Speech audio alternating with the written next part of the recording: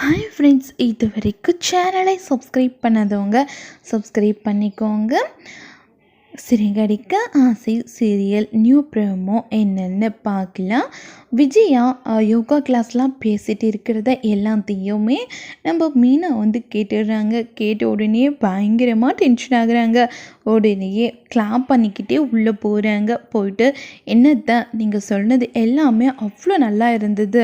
உண்மையாகவே ஒரு சின்ன பையன் சீர்திருத்த பள்ளிக்கு போகக்கூடாதுன்னு நினைக்கிறது எவ்வளோ பெரிய விஷயம். அதை நீங்கள் அவனுக்காக செஞ்சுருக்கும் போது நினைக்கும் போது ரொம்ப சந்தோஷமாக இருக்கு அப்படின்றாங்க.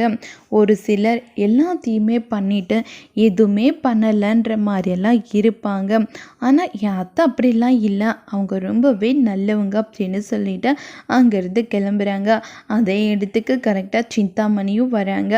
மீனா எதுவுமே சொல்லாத போது விஜயா கிட்ட உன் மருமக என்னென்னலாம் சொல்லிட்டு போனா தெரியுமா உன்னை பற்றி அப்படின்னு சொல்லிட்டு போகிறாங்க. விஜயாவும் மீனா மேலே இன்னும் பயங்கரமாக கடுப்பேறாங்க. முத்து கிட்ட போயிட்டு நடந்த எல்லா விஷயத்தையுமே மீனா சொல்கிறாங்க. கொஞ்சம் கூட கூச்சமே இல்லாமல் என் ரெண்டாவது பையனும் நானும் அந்த சின்ன பையனை சீர்திருத்தும் பள்ளியில் சேர்த்து போக விடாமல் தடுத்துட்டோம். எல்லாத்துக்கும் காரணம் நான் தான்.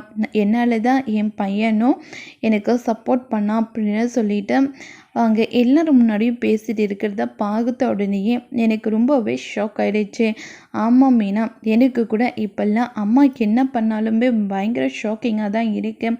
அடிக்கடிக்கு அந்த வீடியோ வேறு எடுத்துகிட்டே இருக்காங்க. அது எதுக்காக தான் அந்த வீடியோ எடுக்கிறாங்கன்னு தெரியல. பார்வதி அத்தைக்கிட்ட கேட்டால் இந்த வீடியோவை பற்றி தெரிய வரும் அப்படின்னு சொல்லிட்டு முத்து சொல்கிறாங்க. ஆமாங்க, ஏதாச்சும் ஒன்று பண்ணி தான் ஆகணும்.